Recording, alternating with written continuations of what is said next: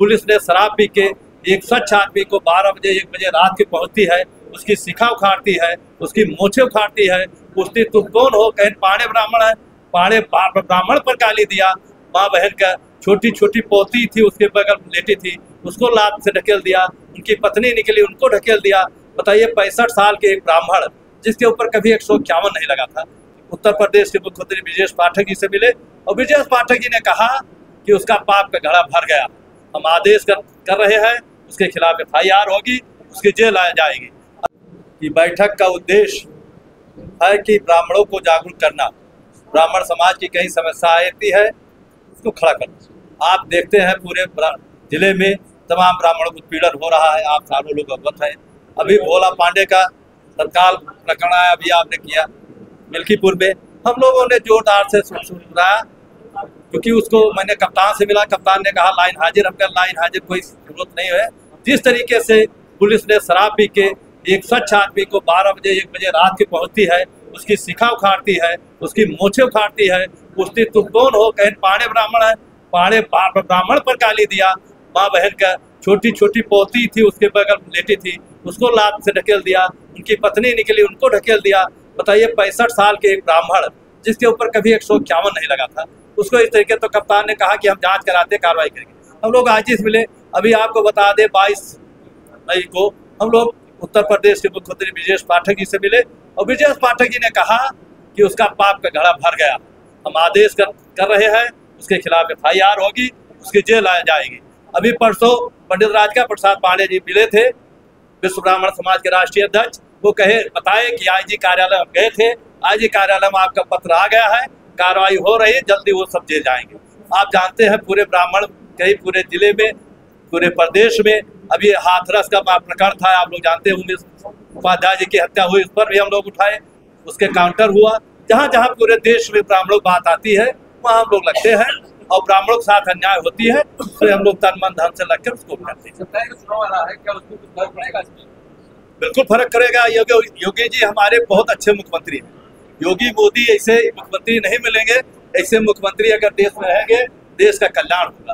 लेकिन बड़े दुख के साथ कहना पड़ रहा है कि योगी जी अच्छे हैं, अयोध्या को पूरा चमका दिए हैं। आप सब लोग देखते हैं अयोध्या सहित पूरे प्रदेश, मोदी पूरे देश को, हम ये पूजनीय है दोनों।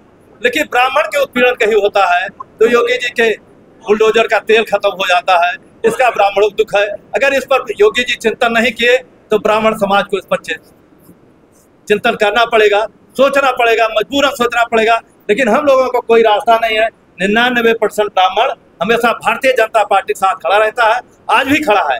बस योगी जी एक सुधार कर दें कि पूरे ब्राह्मण पूरे प्रदेश में आप देखते हैं हर जिले में ब्राह्मण उत्पीड़न हो रहा है जी। नहीं तो फिर हम लोग विचार करेंगे, बैठक करके अगली कार्रवाई करेंगे।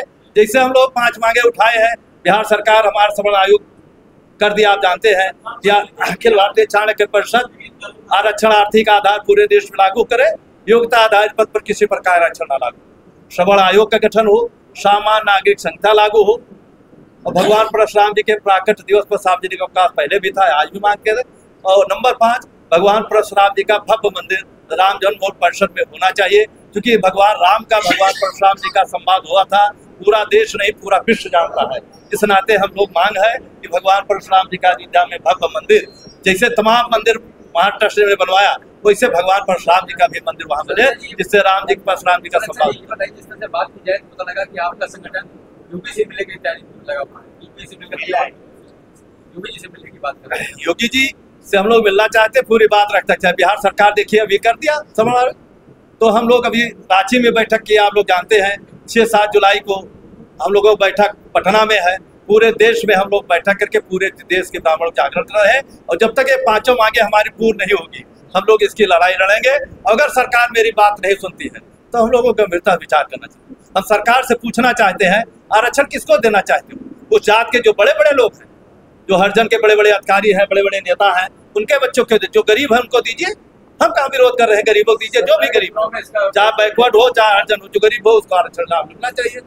सवर्ण आयोग सबका आयोग बन गया है, आप जानते हैं, हरिजन आयोग बन गया है, अनुसूचित जाति आयोग बन गया है, बैकवर्ड आयोग बन गया है, मुस्लिम आयोग बन गया, सवर्णों कोई आयोग है, इस नाते सवर्ण आयोग को होना चाहिए। हमारी विरोधी सरकार परशुराम जयंती छुट्टी किया था, लेकिन मेरी सरकार 2014 में आई। इसके लिए हम पूरे ब्राह्मण समाज के ऊपर देश का दुख है कि भगवान परशुराम, क्योंकि भगवान परशुराम विष्णु भगवान के छठे अवतार हैं, साधारण व्यक्ति नहीं, आज भी विंध्याचल पर। तो हम चाहते हैं उनकी पुनः छुट्टी हो और भगवान परशुराम जी का वहाँ मंदिर बने, जिससे राम जी का परशुराम जी का संवाद हो। हम लोग आप जानते हैं कि राम जन्मभूमि 86 लेकर कितना आंदोलन किए, कितनी बार जेल गए।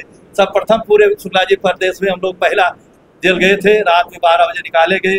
प्रदेश अध्यक्ष आए थे, हम लोग को दर्शन नगर सम्मानित किया था। विश्वनाथ दास शास्त्री नहीं रह गए, वो संचालन किए। तो हम लोग तो कट्टर है, RSS के हैं, भारतीय जनता पार्टी के हैं, लेकिन मेरी बात नहीं सुनी जाएगी तो हमको मजबूर होकर कुछ निर्णय लेना पड़ेगा।